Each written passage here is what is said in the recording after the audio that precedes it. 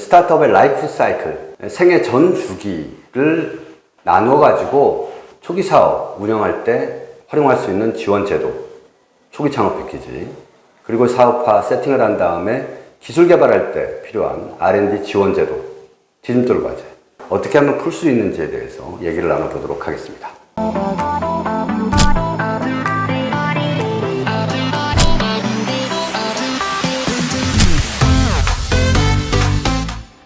사업체를 만들었다. 그러면 초기 사업자에 해당합니다. 초기 사업자들을 대상으로 하는 정부의 지원 사업이 초기 창업 패키지입니다. 이 초기 창업 패키지도 1년에 한 1000개 정도를 뽑는데요. 예비 창업 패키지도 그렇고 초기 창업 패키지도 그렇고 정부 중소벤처기업부 산하의 창업진흥원에서 진행하는 사업이지만 창업진흥원에서 직접 선발하고 관리하지는 않습니다. 이 초기 창업 패키지를 위한 주관기관이라고 하는데요. 운영사를 정하고요. 그 운영사들이 선발과 운영을 대행하게 됩니다. 이 초기 창업 패키지는 10개월이라고 되어 있는데요. 보통 이제 3월 달에 접수를 해서 5월에 선정이 되고 5월부터 다음 해 2월까지 그리고 다시 또 3월 달에 공고를 해서 접수하고 해마다 그렇게 반복이 됩니다. 보통 3, 4월에 접수를 마감하게 되죠. 쓸 수 있는 자금은 재료비도 쓸 수 있고 용역비, 장치구입비, 특허, 인건비, 수수료, 여비, 교육훈련비, 광고 선전비까지 쓸 수 있으니까 연구개발 사업에 비해서는 훨씬 활용할 수 있는 품목이 다양하다라고 볼 수 있습니다. 근데 초기 창업 패키지 같은 경우에는 그 운영사가 대학이라든지 창조경제혁신센터로 정해져 있기 때문에 내가 어느 운영사에다가 제출을 할 것이냐가 굉장히 중요한 부분이라고 볼 수 있습니다. 이 초기 창업 패키지는 이제 정부에서 지원금으로 제공하는 지원 사업이고요. 그 외에도 다양한 창업 지원 사업들이 있습니다. 저는 이거를 이제 창업 지원 플랫폼이라고 하는데요. 일단 이제 정부의 프로세스를 보시면 사업자를 내지 않았을 때는 예비 창업 패키지, 그리고 사업자를 내고 난 다음에는 3년 이내 기업을 대상으로 하는 초기 창업 패키지가 있다고 했어요. 이 예비 창업 패키지가 선정이 되면 예비 창업 패키지에서 추천을 받아가지고 초기 창업 패키지를 또 할 수가 있습니다. 대개의 경우 예비 창업 패키지 신청을 받는 운영사, 주관기관이 초기 창업 패키지의 주관기관도 겸하고 있기 때문이에요. 즉, 연세대에서 예비 창업 패키지에 선정이 돼가지고 사업을 시작하게 됐다. 그러면 나중에 초기 창업 패키지도 연세대에 신청을 하면 추천 과제에 해당이 돼서 초기 창업 패키지 선정 가능성이 좀 높습니다. 이 예비 창업 패키지는 대학 등 주관기관 뿐만 아니고 이 대학과 협력하는 협력기관이 있거든요. 엑셀러레이터라든지 VC 이런 협력기관들이 있기 때문에 예비 창업 패키지나 초기 창업 패키지에 선정되면 정부의 지원금도 받을 수가 있고 그리고 그 대학과 협력관계에 있는 엑셀러레이터나 VC에게 IR 할 수 있는 기회가 생겨서 투자 유치로 연결되는 경우도 많습니다.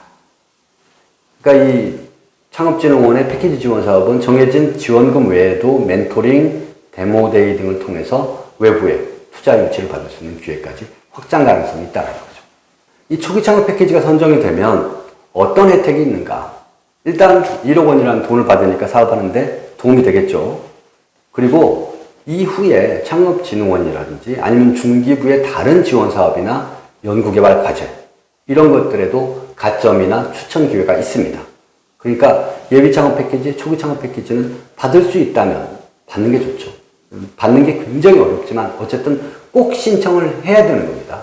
떨어지고 안 떨어지고는 가봐야 하는 거니까요.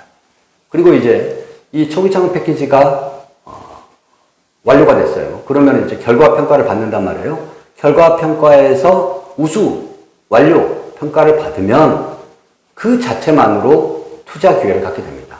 어떤 투자사가 투자를 해주는 게 아니고 완료 평가, 성공 판정을 받으면 정부에서 투자를 해줘요. 그게 바로 매칭 펀드입니다. 한국벤처투자라고 하는 정부의 엔젤 투자를 해주는 기관이 있는데요. 이 엔젤 투자 매칭 펀드 개념으로 그 엔젤은 누구냐? 창업진흥원이 되는 겁니다. 그래서 매칭 펀드로 정부에서 투자금까지도 지원할 수 있는 기회를 가질 수 있습니다. 이런 이제 초기 창업 패키지는 주관기관이라는 역할이 있다고 그랬잖아요. 운영사가 있다고 그랬잖아요. 거기에다 신청을 하고 거기서 이제 선발과 지원 사업 운영을 하게 되는데 이 주관기관은 대학, 창조경제혁신센터, 그리고 이제 몇몇 엑셀러레이터 등으로 구성되어 있는데 이들이 이제 초기 창업 패키지나 예비 창업 패키지를 선발하고 운영하고 지원하게 됩니다. 이들이 이제 자기 혼자서 선발하고 운영하고 그러진 않는다는 거죠. 협력 네트워크를 가지고 있다라고 이야기 드렸어요. 그러다 보니까 투자라든지 IP, 특허 보호라든지 사업화라든지 디자인이라든지 아니면 시제품 제작이라든지 이런데 다양한 협력 네트워크를 제공해 줍니다. 그러니까 스타트업 혼자만의 힘으로는 풀지 못하는 문제들을 오히려 나의 멘토가 되어가지고 풀어줄 수 있다는 측면에서도 사업을 시작하고 어떤 형태로든지 내 사업이 힘을 받으려면 초기 창업 패키지에 선정이 되는 게 정말 중요하다라는 말씀을 드립니다. 그 이제 초기 창업 패키지 주관기관이라는 게 있다고 그랬잖아요. 그게 이제 대학이라든지 창조경제혁신센터 그리고 엑셀러레이터 등이 있는데요. 단독으로 그 사업을 운영하지는 않는다는 겁니다. 지금 아래에 빨간색으로 제가 박스를 쳐놨는데 건국대 같은 경우에도 협력기관이 5개, 10개가 있고요. 연세대 같은 경우에도 10개, 한양대 같은 경우도 7개가 적혀 있습니다. 이 중에서 눈여겨봐야 될 게 바로 투자사들입니다. 연세대 같은 경우에는 엑셀러레이터 레버리지라고 되고 위벤처스 그리고 넥스트랜스 같은 투자사들이 협력 관계로 붙어 있습니다.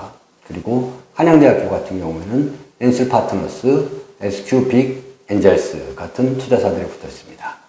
그리고 건국대에도 엔슬 파트너스가 또 들어있네요. 이렇게 그 기관 측면에서의 업무 협력하는 협력기관도 있고 자금 투자, 뭐 특허, 사업화, 마케팅, 법무 이런 부분에서 협력기관들이 확보되어 있기 때문에 초기 창업 패키지는 정말로 유용하게 활용될 수 있다는 겁니다. 자, 그렇게 해서 이제 예비 창업 단계에서 이제 법인을 막 설립해가지고 초기 창업 단계로 진입을 한다. 그러면 이제 제품이나 서비스를 개발해야 되잖아요. 그런데 그 제품이나 서비스가 경쟁력을 가지려면 차별화가 돼야 되는데 그것은 기술을 기반으로 해서 차별화가 돼야지만 경쟁력을 가질 수 있다라고 말씀을 드렸잖아요. 그 기술 개발하기 위한 비용과 인력과 네트워크를 지원하는 정부의 지원 사업이 있습니다. 바로 R&D 지원제도예요. 중소벤처기업부 중심으로 스타트업들을 지원하고 있는데 중소벤처기업부의 중소기업 연구개발 지원 사이트가 smtech.go.kr입니다. 연구개발 지원 사업이 뭐냐면 사업화에 필요한 기술 개발을 지원하는 사업인데요. 이 기술 개발을 지원하는 항목은 뭐냐? 쓸 수 있는 자금은 개발 인력, 장비, 외주, 특허, 시험평가, 시제품 이런 것들을 이제 지원합니다. 반면에 지원하지 않는 항목은 뭐냐? 개발 인력이 아닌 관리 인력이라든지 영업 인력은 인건비 지원이 안 됩니다. 그리고 범용성 장비, 컴퓨터 사겠다 안 됩니다. 프린터 산다 안 되고요. 그리고 홍보 및 마케팅 비용 안 됩니다. 그리고 양산 자금 안 됩니다.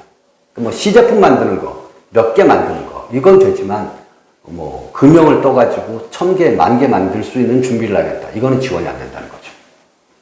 자, 이 정부 중소벤처기업부의 연구개발 지원 사업이 다양하게 있는데 그 중에서 가장 눈여겨봐야 될 초기 스타트업들을 위한 게 바로 창업성장기술개발 사업입니다. 창업성장기술개발 사업은 설립한 지 7년 이내의 초기기업 그리고 매출이 20억 이내의 중소기업들을 위한 기술개발을 지원하는 사업이고요. 그 중에서 디딤돌 창업과제는 말 그대로 디딤돌 아직 R&D를 한 번도 해본 적이 없는 초기 기업들을 위한 지원 사업으로 1년에 1억 5천만 원을 지원합니다.